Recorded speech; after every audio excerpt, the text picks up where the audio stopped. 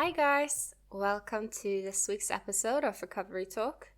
First of all, apologies for the missed episode last week. I usually release an episode every week on Tuesdays, but last week I didn't, simply because life was happening, I had a lot going on, and yeah, that just happens. But overall, I try to stay on the schedule with a weekly episode every Tuesday morning.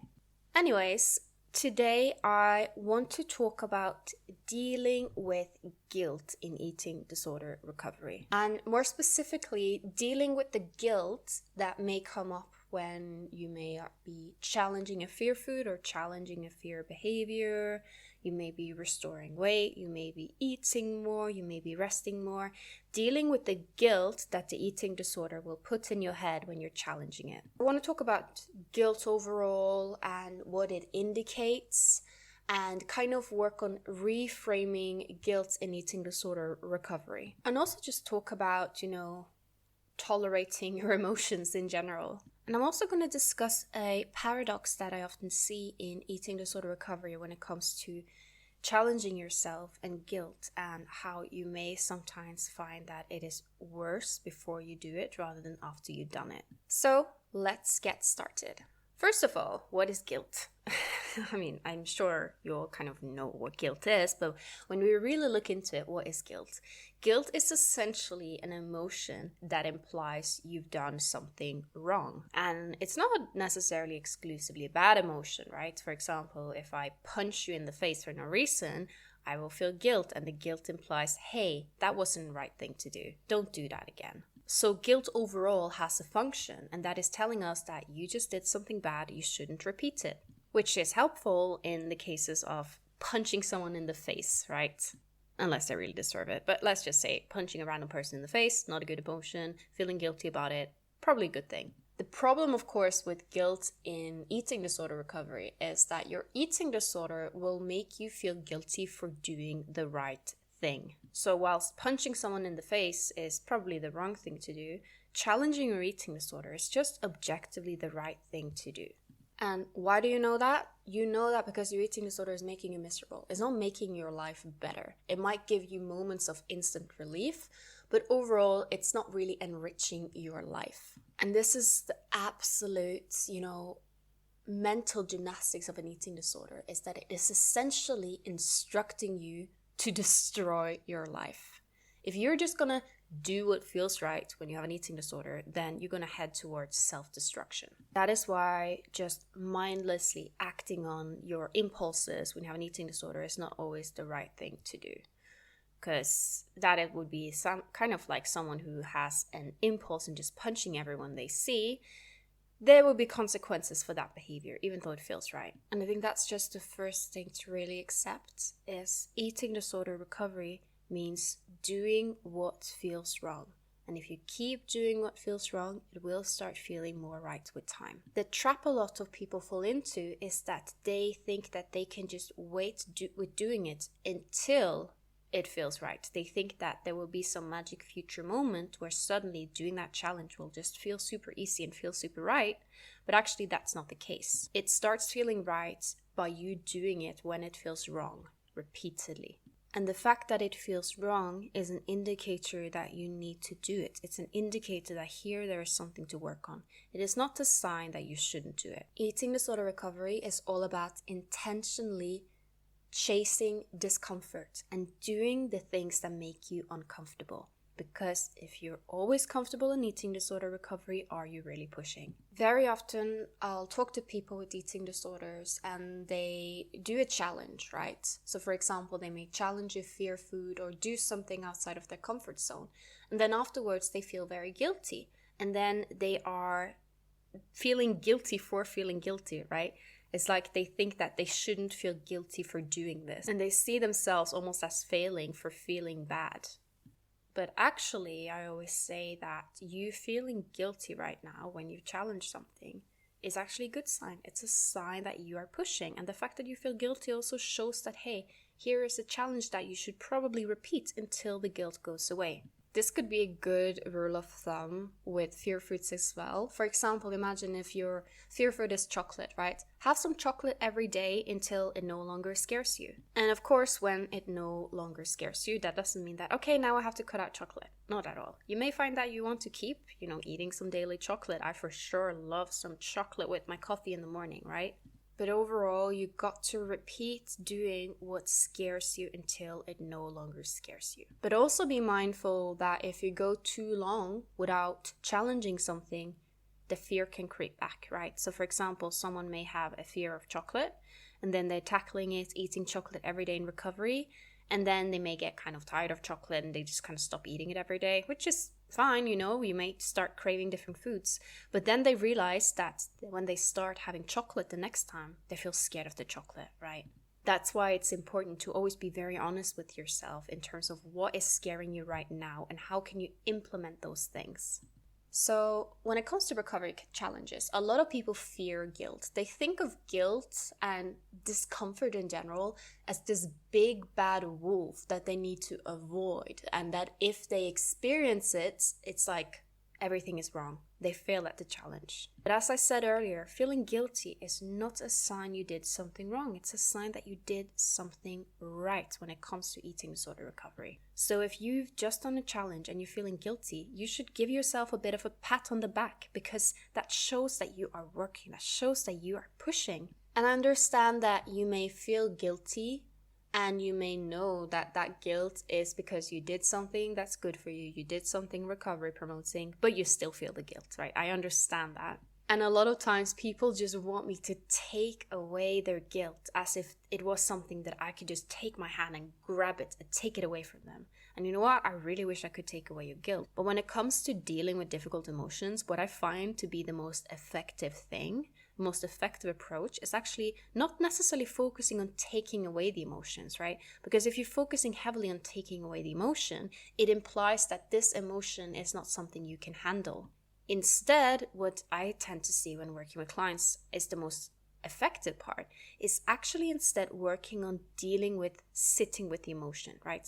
This doesn't mean no distractions ever. Sometimes if you feel very guilty, it can be nice to have a bit of a distraction behavior. Maybe you like to go knitting, or maybe you like watching a documentary.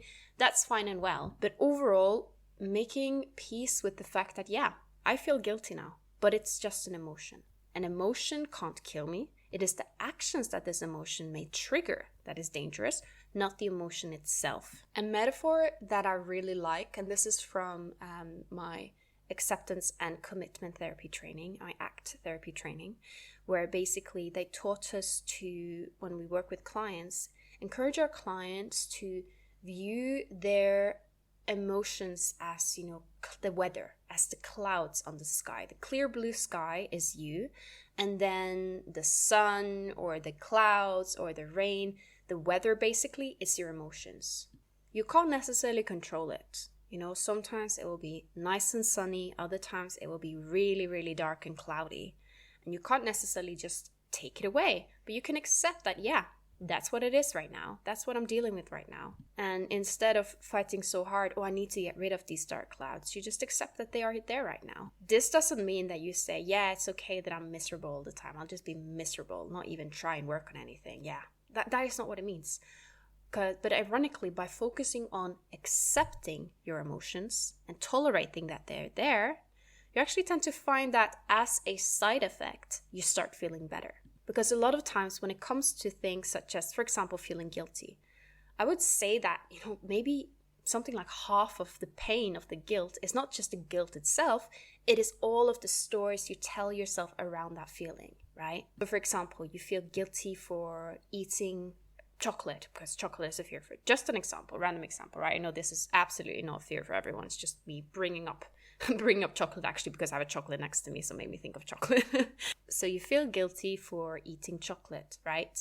And that guilt is one thing, but what may be causing you the same amount of pain or even more pain is that you're telling yourself, oh my God, I'm so pathetic for feeling guilty about eating a chocolate. I'm failing at recovery. Or you may be stressing like, oh my God, I need to get rid of this guilt. How can I stop this guilt? I need to get rid of it right now. And actually, it could be that if you instead just sat there and you were like, yeah, I feel guilt now. Guilt is just a feeling. It's just an emotion. It doesn't mean anything bad. If anything, it just means that I'm fighting right now, and this emotion will pass. Just like the dark clouds or the rain in the sky, it will eventually pass. You are not your feeling. You have feelings, right? You are that clear blue sky, and your feelings is the clouds. You are not the clouds. You have the clouds sometimes. The sky have the clouds. The sky will have the sunlight or the rain. But that is not what it is. It's just something it has. And a lot of time I think we just attach so much to our emotions that we see ourselves as being our emotion. But that is not the case. It's just something we have. It's something that fluctuates, but it's not us. So try and see your emotions as, as the weather or as a visitor that comes and goes, not necessarily you. You are the house, not the visitor. You are the sky, not the clouds. I also think we are very quick to label certain emotions as bad and other emotions as good. But the so-called bad emotions can also teach us a lot. If we were all just feeling good and great all the time, how would we grow? Diamonds are made under pressure, and so are you. Recovery is made under pressure. So instead of entering recovery with the mindset of, this is going to be easy, and if it's not easy, I'm out. How about instead entering it with the mindset that, recovery is tough, but so am I. And I have the ability to handle whatever emotion comes up, because emotions can't harm me. I can harm me, but not the emotions. The emotions may want me or push me towards certain actions, harmful actions, but I can still choose not to engage. And equally, if you have a slip up, if you are engaging in a disordered thought and behavior, that does not mean that your entire recovery is thrown away and you are a failure and recovery is not for you and boom, just quit, That is not what it means. And I say this because very often I see people with eating disorders, they have quite a black and white mindset, right? And on one hand, it is of course good not to be like, I can just engage in tons of disordered behaviors in my recovery and that's fine and good. That's not what we're saying. But what I'm saying is that if you have a slip up, it doesn't mean that you have to stay down. If you make a mistake, doesn't mean that you are a mistake, that your recovery is a mistake. It means that you can learn from it and then get back up. Recovery perfectionism is real. And there is nothing wrong with wanting to do recovery well, with wanting to do the right actions. Nothing wrong with that. But if it becomes black and white thinking to the point where if you have one slip up, you're completely out and your recovery is just not for you and you just go in the complete jump into the eating disorder, because if you can't do recovery perfectly, you won't do it at all, then that is not a way that helps you, right? So instead, embrace the fact that recovery is unpredictable. It will involve certain emotions that may be difficult to sit with. But as you are sitting with those emotions, you grow resilience. And recovery makes you more able to sit with difficult emotions. And that is not just an advantage in recovery. It's also an advantage in your life in general. My own recovery, almost 10 years ago, taught me to sit with difficult emotions and doubt and fear and panic in a way that no other life event has. It taught me to trust the process. It taught me to not just act on my impulses. It taught me overall resilience. And that didn't just help me in my recovery. It also helped me a lot in my future. It's something that still helps me a lot now. It basically helped build me. It helped prepare me for other things that happened after my recovery. So those negative emotions actually had an advantage. I was not a failure for feeling guilt and doubt and anxiety in my recovery. Those were just completely normal emotions to feel. And what made the victory here was that I was able to sit with them without endlessly trying to engage in any kind of eating disorder behavior to get rid of them. The thing with engaging in eating disorder behaviors to get rid of these emotions is that you're actually just creating more of the emotion you're trying to get rid of. So for example, you are feeling guilty because you ate chocolate, and then your eating disorder tells you, let's just throw away the chocolate. We're not going to have chocolate anymore. We're going to go restrict a bit, right? In the moment, you may feel a sense of relief. But what is actually happening is that you are creating long-term more anxiety for that chocolate, because essentially you're telling your brain that, chocolate is a threat. part of why the guilt and anxiety happens when, for example, you eat a fear food is because your brain has wrongly detected it as a threat. Your brain is trying to protect you. And essentially, by repeating eating that fear food, despite the guilt, despite the anxiety, you are desensitizing your brain towards that trigger, right? So you're essentially teaching your brain that, hey, this is not dangerous. And what is important here is that you are teaching your brain that by doing, not thinking about doing. You can spend all the time you want reading about, let's say, if chocolate is a fear food, reading about chocolate, why chocolate is not dangerous, blah, blah, blah.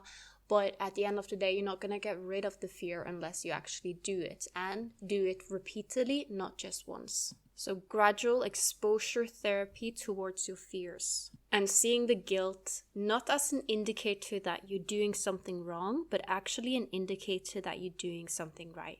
So one thing that I see over and over and over when working with people with eating disorders is that the anxiety about doing something, for example, challenging a fear food or increasing their intake, right? The anxiety that they feel before that event tends to be stronger than the anxiety that they feel during the event. So let's say you made an agreement to challenge a fear food, right? What tends to happen is that it is the times before challenging that fear food that the anxiety is the worst, right? When you're debating with yourself, should I not? You're thinking about everything that can go wrong. When you're actually doing it, yeah, you might feel anxious, but it's nothing compared to the anxiety before the event. And yeah, you might feel guilty afterwards, but again, the strongest emotions comes up right before you do it. Things rarely are as scary as you imagine them to be. So when challenging, for example, eating a fear food, the actual act of eating that fear food is not as scary or uncomfortable as all the stories you tell yourself around it, especially before it happens. Your eating disorder is always going to try and stop you from doing the thing you fear, right? And part of its strategy is to endlessly conspire and be that conspiracy theorist in your head telling you everything that could go wrong and that you're not able to handle it. But instead of thinking all the negative what ifs, how about flipping it and thinking positive what ifs? So instead of thinking, what if I panic? What about thinking, what if I do it and it's okay? And even if the worst case scenario ends up happening, you will tolerate it. Okay, imagine you eat the fear food and then you panic. Okay, panic is an emotion, it's an uncomfortable emotion, but it's not going to last forever. You're going to sit with that. And if anything, the fact that you're sitting with an uncomfortable feeling just shows evidence that you did challenge yourself. So remember, your eating disorder will always try and stop you from doing the recovery promoting action. And it will always make it seem like it is going to be a lot harder than it actually is. Part of what the eating disorder loves doing is creating this endless mental gymnastics and debate. Should not, what if this, what if that, and all of these negative what ifs. And a lot of time it is this endless internal debate that creates the most difficulties for people in recovery. But you've tried listening to your eating disorder, and how has that worked for you so far? Has that taken you towards where you want to be? Does your eating disorder have a track record of making you do things that is actually good for you? If you had a friend that had a track record of being wrong, of lying, of trying to make you do things that were dangerous and bad for yourself, would you keep listening to that friend? You probably wouldn't. You wouldn't even call it a friend. You would call it an enemy. And that is what the eating disorder is.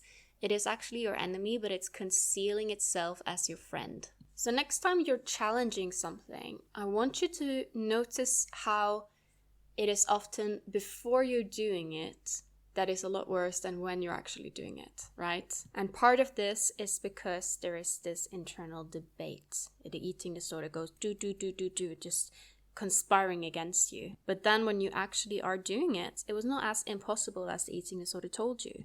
So in short, it wasn't as bad as you thought it would be. And when it comes to an emotion such as guilt, I think over-focusing on how to get rid of it can sometimes even make it even worse. Instead, reframe it. Think of the guilt as just an emotion. It's just a temporary emotion. It's something you can sit with. It is a sign that you're pushing forward. It is not a sign that you're doing something wrong. It's a sign you're doing something right. You don't need to get rid of guilt to do recovery. Instead, you just need to accept that it happens. And ironically, by accepting the guilt, it tends to weaken. The more you feel like you need to get rid of the guilt, the more likely you are to actually engage in behaviors that make the guilt worse. For example, you're so desperate to get rid of the guilt that you turn to a compensatory behavior, right? This just creates more guilt long term because it creates more disordered behaviors. So don't feel like guilt is this big bad monster that you need to conquer. Instead, you can maybe even make friends with it, accept that it's there. And then you see that it wasn't such a big monster after all. This doesn't mean that you have to love the guilt. You don't. You can acknowledge that it is quite an unpleasant feeling to have. But you can handle unpleasant feelings. And if anything, the more resilient you become towards handling unpleasant feelings, the freer you're going to feel. And the less unpleasant you feel as well. So ironically, the more you accept unpleasant emotions, the less unpleasant do they become. Think about it when someone has anxiety, right? The anxiety itself, yeah, it is an unpleasant emotion, but what actually creates a lot of suffering is usually all the stories people tell themselves around their anxiety. The way they absolutely pathologize themselves for having this feeling. Oh no, why am I feeling anxious? I'm such a failure. I shouldn't feel this way. Oh my God, what if I feel anxious? What if I don't handle it? What if? The feeling itself, which again, I know it's not pleasant, the feeling itself is just part of the struggle. But a lot of the struggle, and sometimes even more than the actual struggle itself, the anxiety, is all of the stories and things that happens around it. The way you adjust your behavior to avoid feeling anxiety can sometimes create more suffering than actual anxiety. For example, you start avoiding things that makes you anxious instead of just tolerating the feeling, and then your brain gradually, as you are doing the things that make you anxious, your brain gradually produces less anxiety in those situations. You don't have to avoid feeling certain things in order to recover. In fact, recovery is more about facing those feelings and realizing that they weren't so impossible to face after all, and that you are far more resilient than you ever thought you would be. Okay guys, now I'm going to take a listener question. So the person here is asking, does weight restored mean recovered? My teen tends to think that. The answer to that is no, it does not. But weight restoration is an important part of recovery, but it's not the only part.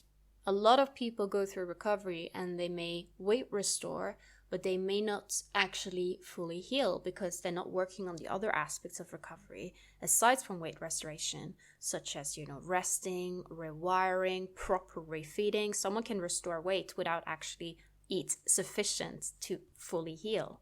Equally, there are a lot of people with eating disorders who quote-unquote weight restore, but they are not actually weight restored for their body. They may be at the clinically healthy BMI, but for their body, that may not be a healthy weight. They may need to put on more weight. They may not be completely weight restored for their body just yet. And equally, there are so many people with eating disorders who never really lose weight, so there is not really any official weight to restore. Or if they do lose weight, they may not be underweight, so again, the team may not focus on weight gain in the first place. So no, weight restoration does not automatically mean recovered. But equally, I would say that you cannot fully recover without also restoring to your body's natural set point weight range. And I'm saying this because sometimes I hear people say, oh, recovery is not about weight, therefore I can stay at a weight under my set point and I just work on challenging the fear foods and all of these things and I'll be fine. But that desire to stay thin is the eating disorder's desire, right? And you can't make a deal with the devil that way. You can't recover whilst suppressing your weight. How can you recover from something that is the exact thing that is making you suppress your weight? So please don't take what I'm saying as a sign that, oh, that means that I shouldn't focus on weight restoration at all. That is part of it. But weight restoration is something different for every person. And it is unfortunately a bit too common that treatment teams tend to think that as soon as someone reaches a specific BMI, they're fine, they're done. That is not how it is. Recovery is about more than just reaching a certain weight. And eating disorders can happen at all shapes and sizes as well. Not to mention that your healthy set point weight range may not be a random BMI set by your treatment team. Yes, there may be a helpful minimum, but you also need to let after that your body find its natural range. So if your treatment team set a goal, oh yeah, we'll get you to BMI of 20 and then you're fine. Yeah, but if your set point is a BMI more in the 23 range, then you're not going to feel fully recovered at a BMI of 20. And you didn't come this far just to come this far. I cannot emphasize enough how important it is to go all the way there. Don't settle for quasi-recovery. Okay guys, I hope you enjoyed this week's episode and I look forward to seeing you guys next week. I am back on track with my posting schedule. For listener question, keep an eye on my Instagram stories at Amalia Lee and at letsrecover.co.uk. Usually I open an ask box there where I take listener questions. And there I also post whenever I post a new podcast episode. And also, if you like this podcast, please leave a rating at Spotify or Apple Podcast or wherever you are listening. Or share with a friend or share with your followers or whoever you think may benefit from listening to this. Okay guys, have a lovely week ahead and I'll see you guys next week.